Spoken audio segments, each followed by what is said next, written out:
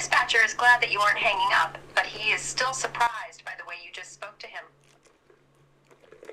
I'm sorry for calling you a doofus. I was just worried. The police and ambulance will arrive soon. Please stay.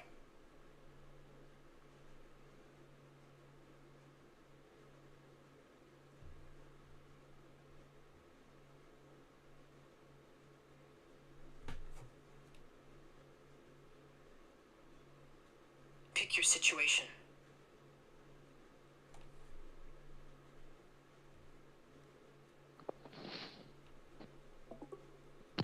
A girl with special needs. You find a 17-year-old girl on the floor of a shopping mall with a terrified expression on her face and tears in her eyes. She's hyperventilating and won't stop shaking. Let's see if I can do this. Let's see what this means. Oh shit, I got my camera settings. I don't want the camera settings. She has anxiety. What's this? She looks up at you with wide, panicked eyes, tears streaming down her face. She is on the verge of having a full-blown panic attack. Okay, I think what we need to do is take her to the hospital and see what we can do about her. As you gently try to help the girl up, she suddenly flinches away from your touch, looking terrified. She's clearly not used to being approached or touched by strangers. Her breathing is still coming in short, quick gasps, and her eyes dart around the mall, panicked and disoriented. Yeah. Why is she doing this?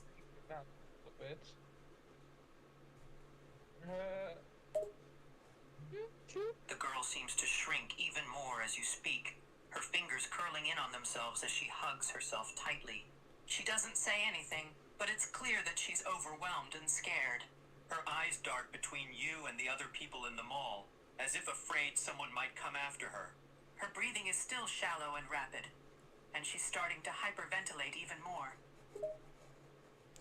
What should we do? The girl continues to breathe erratically, her body shaking with fear. She's clearly in a state of extreme anxiety and doesn't seem to be calming down. The other people in the mall are beginning to notice the scene, casting curious and concerned glances towards you and the girl. Someone in the crowd mutters something about calling the paramedics. I will call the paramedics. You try to calm her down. What's this dog's app?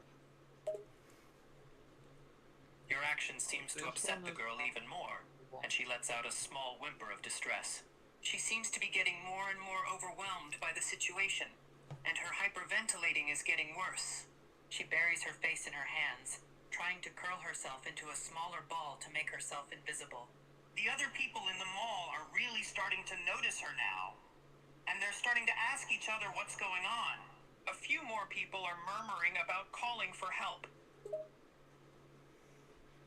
Well, we shouldn't freak her out more, but I think we should at least whispers and says we need to at least try to do something.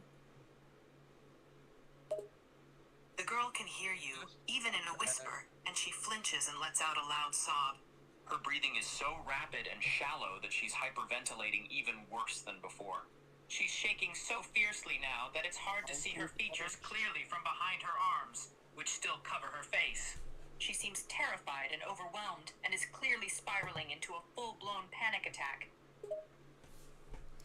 What do you think we should do, though? Hold on her. The girl suddenly lets out a high-pitched, animalistic whimper of distress as her hyperventilating reaches a pinnacle. Her whole body tenses up and she starts to shake even more violently. She's clearly in the midst of a full-blown panic attack and shows no signs of calming down on her own. Her eyes are wide and filled with fear, tears streaming down her face. She's completely disoriented and terrified and seems like she's on the verge of passing out. Let's just take her to the ER. girl's body goes rigid as you move to stand up, her breathing becoming even more erratic. She lets out a strangled cry of protest and desperately tries to shrink away from your touch. She seems terrified of the idea of being taken anywhere, especially the ER. Her eyes dart around the mall, looking for an escape, but there's none to be found. The crowd around you is getting bigger and more concerned, and people are exchanging worried glances. Okay, people crowding around us, please, can you go somewhere else? A few of the people in the crowd nod and disperse, moving to a safer distance. But many of them stay, watching with a mixture of curiosity and concern. Some of them mutter amongst themselves about what's happening, while others take out their phones to record the situation. Please don't record this.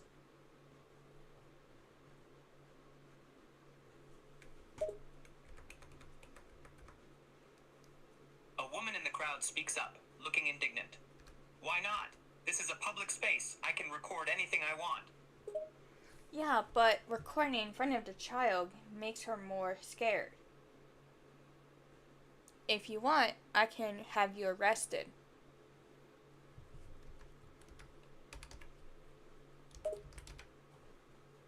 The woman scoffs and rolls her eyes, but other people in the crowd look a bit more reluctant now that you mentioned the girl. Some of them lower their phones, while others continue to film despite your warning. Okay, last warning before I actually tell everybody that if you record, I will have you guys kicked out or I can arrest you.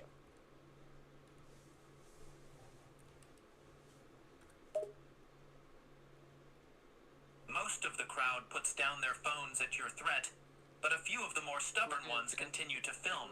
They look defiant, as if daring you to make good on your threat. Okay, Level 21. I see you want to play. So, if you guys don't put your phones away or listen to me, you guys are going to go to jail for a long time, and I'm going to chop off all your guys' balls before I can get you to the police station.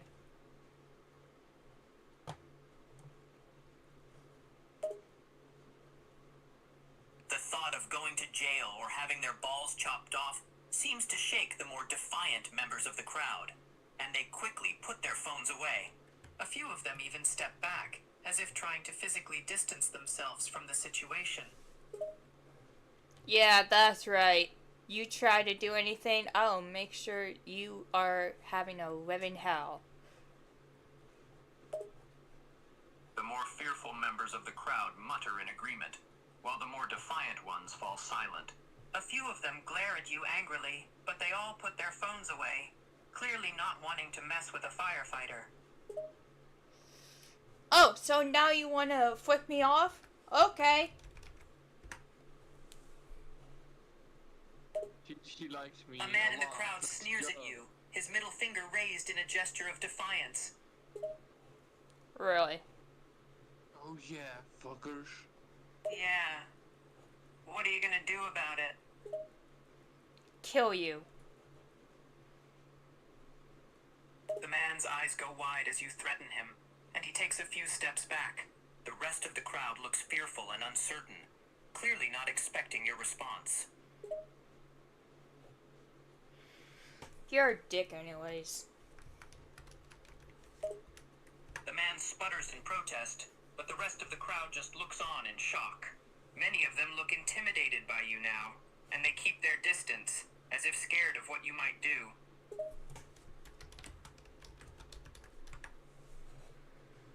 Make me, bitch.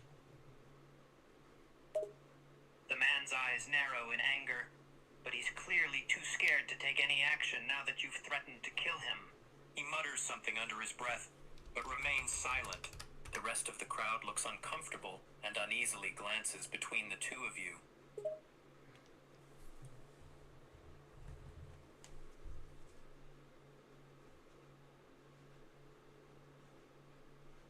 Ooh, my phone's getting hot.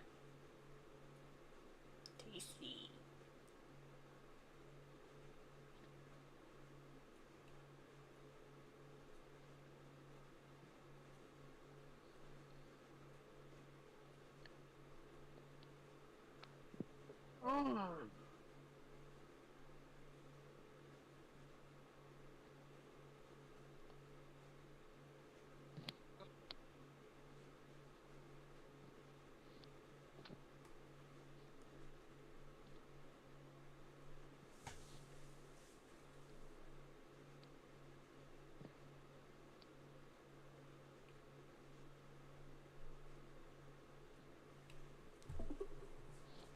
Hello, shit.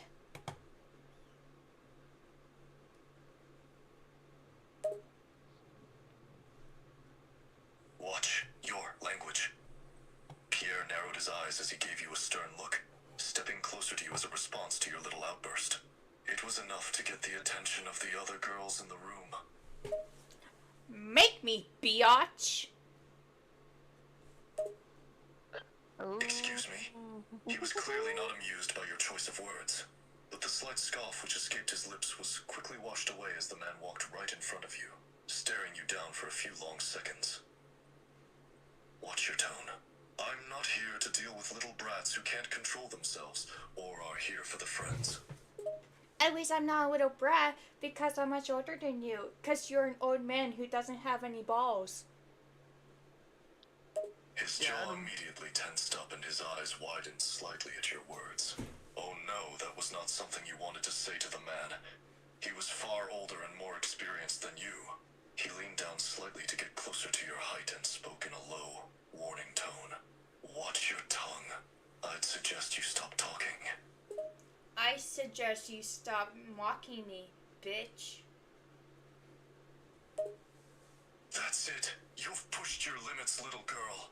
You're out of here. Pierre suddenly straightened back out to his full height and spoke in a loud tone, turning away from you to face the class. Oh, I'm not out of here. Just wait until my lawyer talks to you.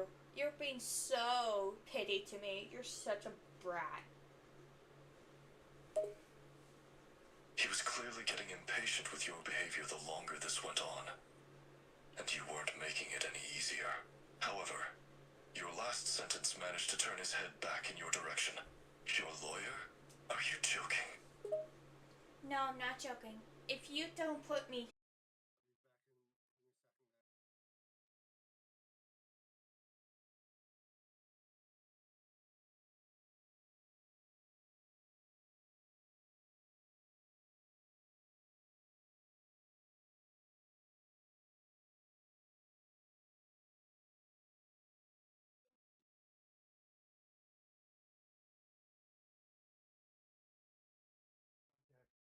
Normally I wear my hat.